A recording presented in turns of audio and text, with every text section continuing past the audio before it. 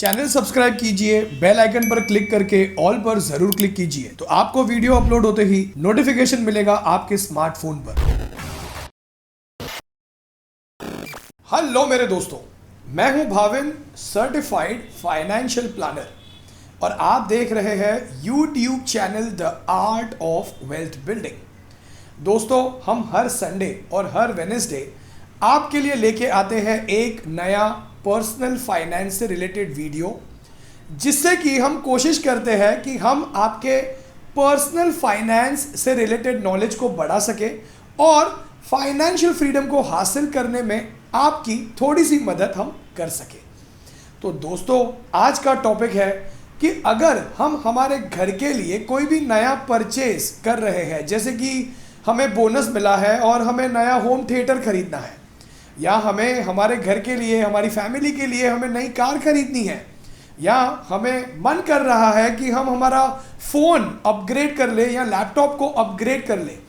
तो इन नए परचेसेस को करने से पहले आपको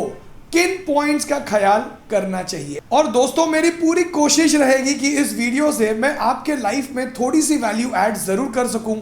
और अगर ये वीडियो आपको अच्छा लगे तो इसे लाइक करके शेयर ज़रूर कीजिएगा और अपने कमेंट छोड़ना मत भूलिएगा।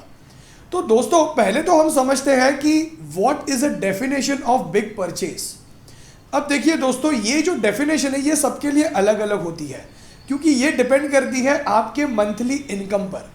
जैसे मान लीजिए कोई इंसान है जो 50,000 रुपये कमा रहा है,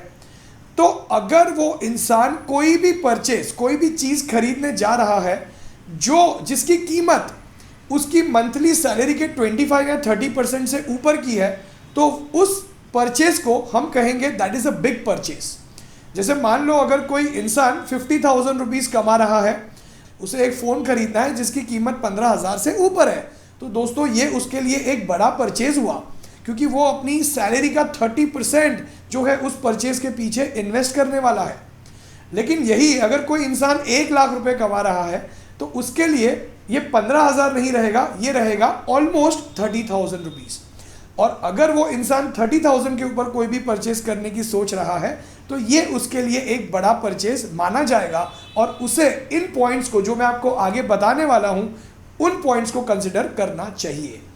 तो दोस्तों, सबसे पहला पॉइंट जो आपको कंसिडर करना चाहिए कोई भी बड़ा परचेज करने से पहले, वो ये है कि अपने आप से पूछिए कि जो परचेज आप करने वाले हो, क्या वो आपकी नीड है या वो आपकी वांट है। अगर मान लीजिए गर्मी का महीना है और आपके घर की एसी काम नहीं कर रही है, या ठंडी का महीना है जहाँ पे आप ठंडे पानी से नहीं नहा सकते और घर का गीज़र खराब हो गया है, तो दोस्तों ऐसे सिचुएशन में ये दोनों भी आपकी नीड हुई। लेकिन मान लीजिए आपका फ़ोन सही सलामत चल रहा है, लेकिन टीवी में नए फ़ोन का ऐड देखकर आपका मन किया कि मैं अपना फ़ोन अपग्रेड कर लूँ, या आपको फिजूल में ऐसे ही जो है अपने घर में नया होम थिएटर इंस्टॉल करवाना है, या आपको अपनी गाड़ी अपग्रेड करनी है या लैपटॉप अपग्रेड करना है, तो दोस्तों ये आपकी वांट हुई। तो सबसे पहली चीज़ कोई भी नया परचेज जो कि बिग परचेज है करने से पहले आपको अपने आप से पूछनी है, वो ये है कि भाई ये मेरी वांट है या मेरी नीड है। अगर नीड है तो बिल्कुल आप कर सकते हो, लेकिन अगर ये वांट है तो उसे थोड़ा सा डिले करने की कोशिश कीजिए। तो दोस्तों, अब अगर हम नेक्स्ट पॉइंट की बात करें, तो मान लीजिए आपने ये डिसाइड कर लिया कि ये मेरी नीड है और ये, या फिर ये मेरी वांट है। अब नेक्स्ट क्वेश्चन जो आपको अपने आप से पूछना चाहिए वो ये है कि जो परचेज मैं करने वाला हूँ, क्या उस पर मुझे रिकरिंग एक्सपेंसेस करने पड़ेंगे। जैसे मान लीजिए आपने कोई फ़ोन खरीदा, अब आपने समझ लिया कि नहीं, फ़ोन खरीदना मेरी नीड बन चुकी है, मेरा पुराना फ़ोन अब बिल्कुल भी काम नहीं कर रहा है। अब आपका जो ये नया फ़ोन जो आप खरीदोगे या नया लैपटॉप जो कि आपकी नीड है और आपने डिसाइड कर लिया कि आपको खरीदना ही है, तो ये सिचुएशन में ये लैपटॉप या फ़ोन आपसे बार बार कोई रिकरिंग एक्सपेंसेस नहीं मांगेगा। हर महीने आपको उसकी सर्विसिंग नहीं करवानी पड़ेगी, या हर 6 महीने में आपको कोई बैटरी वगैरह चेंज नहीं करनी पड़ेगी। उम्मीद है कि अगर आपका यूजेज अच्छा रहा तो आपको 3-4 साल में एक बार इस फ़ोन पे कुछ खर्चा करना पड़ेगा, या लैपटॉप पे आपको कुछ खर्चा करना पड़ेगा। लेकिन मान लीजिए आपने गाड़ी खरीद ली, तो गाड़ी के पीछे आपको हर महीने पार्किंग देना है, क्लीनिंग देना है, क्लीनिंग का चार्जेस देना है, फिर हर 2-3 महीने में 6 महीने में एक बार आपको शायद अपनी गाड़ी के ऊपर कुछ मेंटेनेंस का काम निकल सकता है, आपको हर महीने उस कार की ईएमआई देनी पड़ सकती है।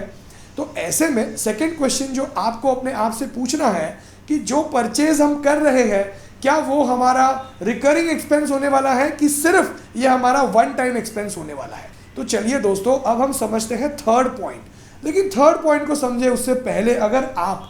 अपना पर्सनल फाइनेंशियल प्लान बनवा कर ये समझना चाहते हैं कि रिटायरमेंट के वक्त आपको कितनी रकम की ज़रूरत पड़ने वाली है, क्योंकि देखिए दोस्तों, आपकी इनकम रुक जाएगी लेकिन महंगाई नहीं रुकने वाली, तो आपको इन्फ्लेशन एडजस्टेड रिटायरमेंट के लिए कितने रकम की ज़रूरत पड़ने वाली है, या आपको अपने बच्चों के हायर एजुकेशन के लिए, या आपको अपने सपनों का नया घर खरीदना है, या आपको नई कार खरीदनी है, या वेकेशन पर जाना है। तो इन सब फाइनेंशियल गोल्स को अचीव करने के लिए आपको अभी से क्या करना होगा, और अगर आप अपना पर्सनल फाइनेंशियल प्लान बनवा कर ये सारी बातें समझना चाहते हैं तो व्हाट्सएप कीजिए ऊपर आपकी स्क्रीन पर आए हुए नंबर पर अपना पर्सनल फाइनेंशियल प्लान बनवाने के लिए। तो दोस्तों, नेक्स्ट पॉइंट है what is the opportunity cost. अब मान लीजिए आपने एक नया फ़ोन खरीदा 60,000 रुपये का, और आपने जो है उसी पैसे को अगर फ़ोन ना खरीद कर अगर निवेश कर दिया 6 सालों के लिए 10% पर, तो उसकी जो वैल्यू है 6 साल बाद बढ़ के हो जाएगी 1,06,000 रुपये। अब मान लीजिए आज अगर आप फिजूल में नए फ़ोन पर पैसे खर्च नहीं करते हो, जो कि 60,000 का फ़ोन है, लेकिन उसी पैसे को अगर आपने इन्वेस्ट कर दिया तो शायद 6 साल बाद आप अपनी फैमिली के साथ एक अच्छी वेकेशन पर जा सकते हो। यानी what is the opportunity cost, आपने जो है वेकेशन को सैक्रिफाइस कर दिया क्योंकि आपको आज फ़ोन खरीदना है जो कि आपका वांट है, आपकी नीड नहीं है। तो दोस्तों, अगला पॉइंट है how is the purchase today. जो परचेज आप आज करने वाले हो वो आपके बाकी इंपॉर्टेंट गोल्स पर कैसे इम्पैक्ट करेगा।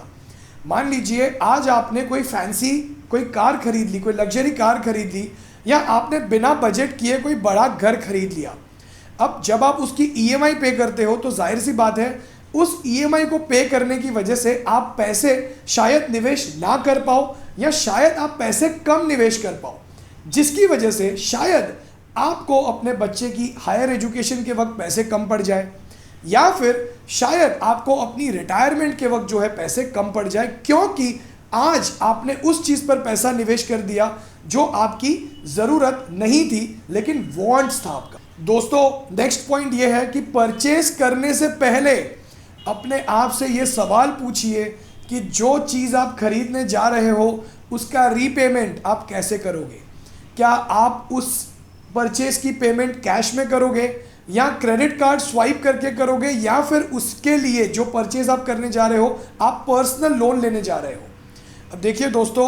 अक्सर जब क्रेडिट कार्ड पर आप फिजूल की चीज़ें खरीदते हैं और उस बैलेंस को जब आप रिवॉल्व करते हैं तो आपको 42% का APR यानी एनुअल परसेंटेज रेट चार्ज किया जाता है, जिसकी वजह से आप कर्जे की जाल में फंस सकते हो। या मान लीजिए आपने 1,00,000 रुपए का नया लेटेस्ट आईफोन खरीद लिया जिसकी आपको ज़रूरत नहीं है। आपको लगता है मैं तो सिर्फ EMI भरूंगा अगले 24 महीनों के लिए 5,000 रुपये की, लेकिन आपको पता है दोस्तों आप टोटल रीपेमेंट जो कर रहे हो बैंक वाले को वो आप कर रहे हो 1,20,000 रुपये की, यानी 20,000 रुपये एक्स्ट्रा 1,00,000 रुपये पर, which is almost 20% extra money.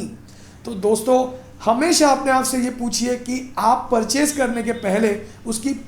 Repayment कैसे करोगे। तो दोस्तों नेक्स्ट पॉइंट जो आपको अपने आप से जो सवाल पूछना है वो ये है कि क्या दोस्तों आज हम जो परचेज करने जा रहे हैं क्या हम उसे कैश पर परचेज कर सकते हैं, उसे क्रेडिट पर खरीदने की जगह। हम जो है ना दोस्तों इंस्टेंट ग्रेटिफिकेशन में मानते हैं, हमें हर चीज़ चाहिए अभी इसी वक्त। लेकिन अगर देखिए वो आपकी ज़रूरत है, जैसे मैंने आपको कहा कि अगर ठंडी के समय में गीज़र नहीं काम कर रहा या गर्मी के दिनों में अगर AC काम नहीं कर रही और अगर आपके पास इमरजेंसी फंड्स है तो अननेसेसरी क्रेडिट कार्ड पर स्वाइप करके EMI भरने से अच्छा आप अपने इमरजेंसी फंड का इस्तेमाल कर सकते हो। लेकिन मान लीजिए आपको वो नया मैकबुक खरीदना है या लेटेस्ट आईफोन खरीदना है। क्या आपको पता है दोस्तों अगर आपने सिर्फ 8,200 रुपये 12 महीनों के लिए निवेश कर दिए 5% रिकरिंग डिपॉजिट जो कि बैंक आपको देती है, तो आपके पास 1,00,000 रुपये के करीब इकट्ठा हो जाएगा और विद इन 12 मंथ्स आप जो है उस परचेज को कैश पर खरीद सकते हैं। तो ये सवाल अपने आप से पूछिए कि क्या मैं इसे थोड़ा सेविंग करके later can I purchase this, और अगर ज़रूरत है तो अपनी इमरजेंसी फंड में से आप ये पैसे निकाल सकते हो। दोस्तों नेक्स्ट पॉइंट की अगर हम बात करें तो अपने आप से पूछिए कि कोई परचेज जो आपको आज करना है, क्या उस परचेज की जगह पे आप उसे सेकेंड हैंड नया खरीदने की जगह पे क्या सेकेंड हैंड खरीदने से काम हो सकता है? क्या अगर हम रेंट कर सकते हैं उस चीज़ को? जैसे आजकल तो मैं ऐड देख रहा हूँ, कई सारी कंपनीज है जो आपको फर्नीचर तक रेंट पे दे देती है, घर के होम अप्लायंसेस तक जो आपको रेंट पर मिल जाते हैं। तो अगर आपको लगता है कि सेकेंड हैंड चीज़ खरीदने से मेरा काम बन जाएगा, शायद मेरा खर्चा थोड़ा कम हो जाएगा और मुझे लोन नहीं लेना पड़ेगा, या आपको लगता है कि कुछ ही समय की बात है, मैं कुछ समय बाद अपना खुद का नया खरीद सकता हूँ और फिलहाल मैं रेंट पर रह लूँगा या रेंट पर वो चीज़ खरीद लूँगा, तो आप रेंट करना प्रेफर कर लीजिए या सेकेंड हैंड ले लीजिए। आप कोई भी नया परचेस कर रहे हो दोस्तों, उसके पहले अपने आप से पूछिए क्या कोई फेस्टिवल सीजन आने वाला है जहाँ पर मुझे ये सेम चीज़ डिस्काउंट पर मिल सकती है। जैसे कि दिवाली का सेल लगने वाला है, होली का सेल लगने वाला है, क्रिसमस का सेल लगने वाला है।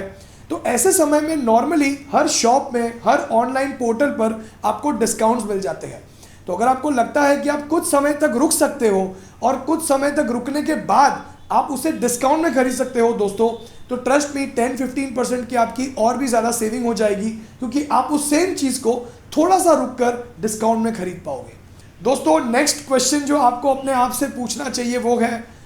Have I done enough research?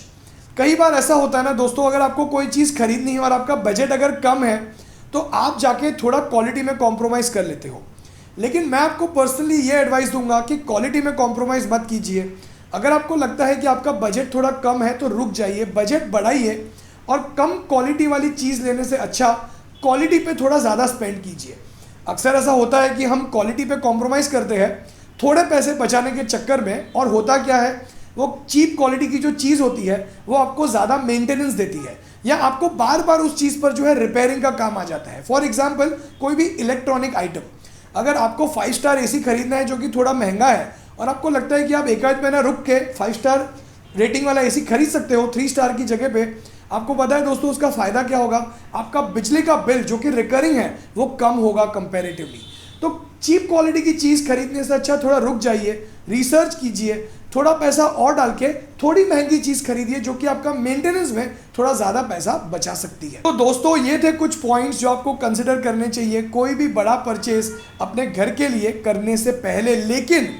कुछ पॉइंट्स है जो मैं आपको बताना चाहूँगा, जो आपको कुछ पॉइंट्स को कंसिडर करना चाहिए नए परचेज से पहले। वो ये है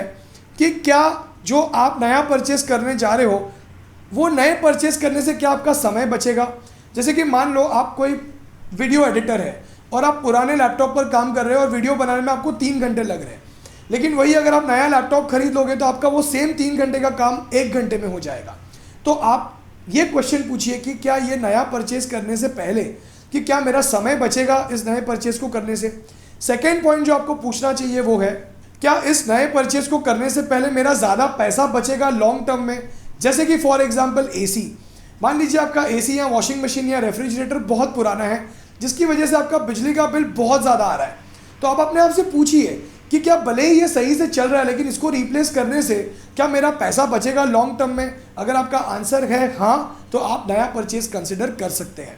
नेक्स्ट चीज़ जो आपको अपने आप से पूछना चाहिए वो ये है कि क्या मेरे लाइफ की क्वालिटी इंप्रूव होगी इस नए परचेज से। जैसे फॉर एग्जांपल आप रोज़ जो है ऑफिस पब्लिक ट्रांसपोर्ट में जा रहे हो, कोविड का समय है, आपको समय भी ज़्यादा लग रहा है, लेकिन मान लीजिए आपको स्कूटर या बाइक खरीदनी है जो कि आप खरीद के पब्लिक ट्रांसपोर्ट से थोड़ा एक्स्ट्रा पैसा खर्चा करके आपकी लाइफ काफ़ी सॉर्टेड हो जाएगी। आपको पब्लिक ट्रांसपोर्ट में धक्के नहीं खाने पड़ेंगे, आपको बस के लिए 1-1 घंटा रुकना नहीं पड़ेगा। तो ऐसे केस में अगर आपका आंसर है हाँ कि मेरी क्वालिटी भी इंप्रूव हो जाएगी लाइफ की, तो आप ये परचेज कर सकते हो। तो दोस्तों उम्मीद करता हूँ कि इस वीडियो से मैं थोड़ी बहुत वैल्यू तो ऐड कर पाया आपके लाइफ में। ऐसा है तो इस वीडियो को लाइक कीजिए, अपनी कमेंट छोड़िए, और अगर आप अपना पर्सनल फाइनेंशियल प्लान बनवा कर ये समझना चाहते हैं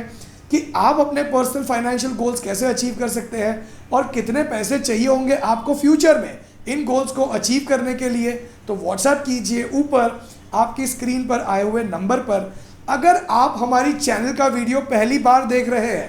तो सब्सक्राइब कीजिए, बेल आइकन पर क्लिक कीजिए और ऑल पर क्लिक करना मत भूलिए। तो हमारे हर संडे और वेनेसडे वाले वीडियोस अपलोड होते ही आपको नोटिफिकेशन मिलेगा आपके स्मार्टफोन पर। आप हमें हमारे इंस्टाग्राम पेज पर the art of wealth building search करके भी फॉलो कर सकते हैं। हमने वहाँ पर काफ़ी एजुकेटिव कंटेंट अपलोड किया हुआ है और आप हमारी वेबसाइट theartofwealthbuilding.com पर भी विजिट कर सकते हैं। तो दोस्तों आज के लिए इतना ही। बहुत बहुत धन्यवाद आपका कीमती समय देने के लिए और इस वीडियो को पूरा देखने के लिए।